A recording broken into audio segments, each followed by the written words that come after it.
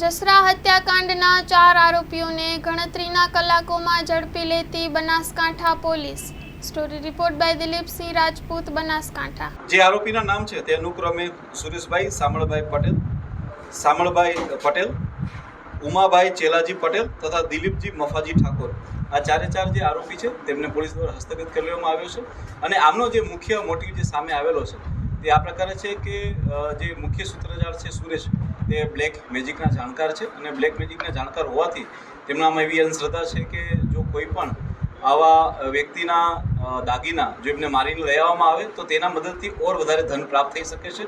આ બ્લેક માન્યતાને તે પોતાના શિરે રાખી અને આ ઘટનાને અંજામ આપે છે. સાથે સાથે પોતાની સાથે પોતાના પિતાને અને પોતાના મામાને સાથ કરે છે. અને રાત્રિના સમયમાં કોઈને અવાજ ના આવે તેટલા માટે થઈને એક ટ્રેક્ટર પણ ચાલુ રાખે છે. ટ્રેક્ટરના અવાજની અંદર જે થઈ અને 3 લોકો ત્યાં જઈ અને મર્ડર કરે છે. આ સિવાય સુરેશના જે મુખ્ય ગુરુ છે ભુવા, એની પણ એ લોકો મદદ લે છે. તેના ઘરે જઈ અને ત્યાં પણ એ લોકો વિધિ કરે છે અને ત્યારબાદ જે છે એ પોતાના તમામ ઘરેણાને જે છે એ બીજા એક વ્યક્તિને આપી દે છે. આ પ્રકારની વસ્તુની જાણ થતાં જ અમારી એસઓજીની ટીમ દ્વારા તે લોકોને હસ્તગત કરવામાં આવે છે અને ઇન્ટ્રોગેશનમાં તે લોકોને પકડી પાડવામાં આવે છે. સાહેબ, કોઈ તાંત્રિક વિધિ માટેની કોઈ જે વાત હતી, તાંત્રિક વિધિ માટે હત્યાઓ કરવામાં આવી છે એવું કંઈ?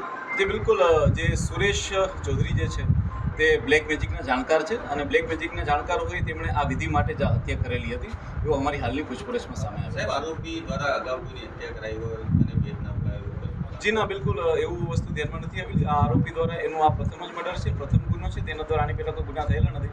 પરંતુ પોલીસ દ્વારા જે પ્રાથમિક ઇન્વેસ્ટિગેશનમાં સામે આવ્યું છે એ પ્રમાણે એ બ્લેક મેજિકનો જાણકાર અને ભૂવો હોવા છતાં તેની ઉપર ઘણું બધું દેવું બી થઈ ગયું હતું. એને આર્થિક સંકળામણમાં બી હતો.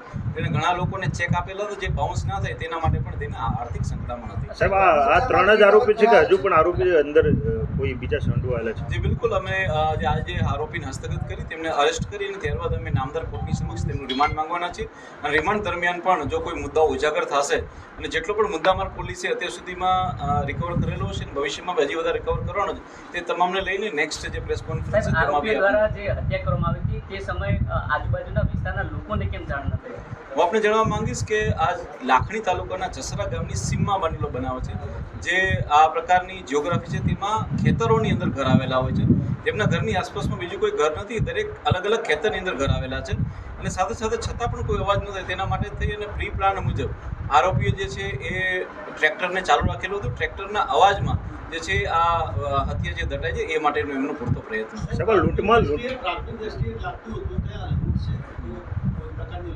જો હું આપને જણાવું કે આ લૂંટ તો છે જ કે જેમાં એ લોકોએ દંપતીની હત્યા કરી અને તેમના ઘરેણાં લીધા છે. તે લોકોએ જે તિજોરી તોડવાનો બી પ્રયત્ન કર્યો અને તિજોરીમાંથી પણ હાથમાં પહેરવાના કડલા જે છે એ લોકોએ તેની પણ ચોરી કરેલી છે અને લૂંટ કરેલી છે. પરંતુ સાથે સાથે આ બનાવ જે છે એ બ્લેક મેજિકને લગતો બી છે, જેમાં બ્લેક મેજિક માટે એ લોકોએ આ કરેલું છે અને બ્લેક મેજિકની મદદથી ઓર વધારે એ લોકો પૈસા કમાઈ શકે એ પ્રકારનું એમનું મોટિવ હતું. સાહેબ, સામાજિક આ દંપતીને કેમ ટાર્ગેટ બનાવ્યા? અન્ય લોકો પાસે પણ દાગીના હોય. આ જે જો તમે ઘર જોવા જાઓ તો જે આરોપીઓ છે એમની નજદીકમાં જો કોઈ સૌથી નજદીકનું ઘર હોય તો એ આ ઘર હતું. અને બીજું કે આ દંપતી જે છે એ એકલા રહેતા હતા અને તેમની જે દીકરી હતી તેના લગ્ન જે છે જસ્ટ 15 દિવસ પહેલાં થયા હતા. એટલે આ લોકોની તરફથી એક એવી હતી માન્યતા કે કદાચ એમના ઘરમાં અને એમની પાસેથી ઓર વધારે સોનું કે ચાંદી મળી શકે છે. સાહેબ, જે પ્રમાણે દંપતીની એક સવાલ લઈએ. એ લોકોએ પહેલાં ક્લેમ કરેલો હતો કે એમને અણબનાવ હતો, પરંતુ પોલીસ દ્વારા જે ડીપ ઇન્ટ્રોગેશન થયું છે તેની અંદર એમને વચ્ચે કોઈ અણબનાવ હતો ભૂતકાળમાં બી એવું સામે આવેલું નથી. કેટલો મુદ્દામાં રિકવર કર્યો? હાલમાં પોલીસ દ્વારા જે છે એ એમની પૂછપરછના અંતે પોલીસ દ્વારા જે છે સંપૂર્ણપણે મુદ્દામાલને રિકવર કરાવી દેવામાં આવશે. સાહેબ, સામાજિક મુદ્દાને લઈને કોઈ આમાં જાણવા મળ્યું છે કે સામાજિક મુદ્દાઓને લઈને પણ કોઈ હત્યાનો કોઈ? પોલીસ દ્વારા દરેક પહેલું ઉપર ઊંડાણપૂર્વકની તપાસ થઈ છે અને હાલમાં તેની અંદર કોઈ સામાજિક પહેલું હોય એવી કોઈ પણ વસ્તુ સામે આવેલી નથી. સોશિયલ મીડિયામાં વિષ્ણોઈ ગેંગનું હાથ એવું ચાલતું હતું, તેને આપ તારીખ કરો? જી બિલકુલ, આની અંદર કોઈ વિષ્ણુ ગેંગનો હાથ નથી. આની અંદર જે છે એ પોલીસે જે આરોપી હસ્તગત કરેલા છે તેમાં પોલીસ દ્વારા જે છે એ તમામ એવા હથિયારો કે જેની અંદર ઉપયોગ થયા હતા, જે ગાડીનો ઉપયોગ થયો હતો, એ તમામે તમામ વસ્તુઓને પોલીસે ફોરેન્સિકની મદદથી રિકવર કરેલું છે અને પૂરતા એવિડન્સ બી પોલીસે લીધેલા છે. આમાં કોઈ પણ વિષ્ણુ ગેંગનો હાથ નથી. આમાં જે આરોપી હસ્તગત કરવામાં આવેલા છે તેમનું જ આની અંદર જે છે હાથ છે. હેલો ભુજ, તો કેમ છો તમે? આજે હું તમને એવા શોરૂમની વિઝિટ કરાવું છું જે છેલ્લા 10 વર્ષથી કચ્છની જનતાના પ્રેમ અને વિશ્વાસથી મહેકતું લુગડા બજાર ફેમિલી શોરૂમ. આ શોરૂમમાં સ્ટાર્ટિંગ પ્રાઇસ 399થી છે, જેમાં kids wear, girls wear, boys wear અને જેન્ટ્સ વેર અને લેડીઝ વેરમાં પણ ન્યૂ વેરાયટીવાળું કલેક્શન પણ જોવા મળી રહેશે. અને જેન્ટ્સ માટે વેડિંગ કલેક્શન અને કુર્તા કલેક્શન પણ બહુ જ સારું છે.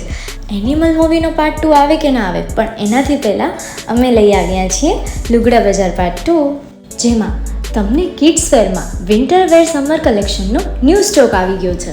લેડીઝ વેરમાં પણ ન્યૂ ડિઝાઇનમાં kurti, top and coat set best price थी स्टार्ट થાય છે. तो जेंट्स वेयर में भी मिल जाएगा boss. Leather, jacket, brand pants and check shirts, formal shirts, track pants પણ બેસ્ટ થી બેસ્ટ પ્રાઇસ સાથે.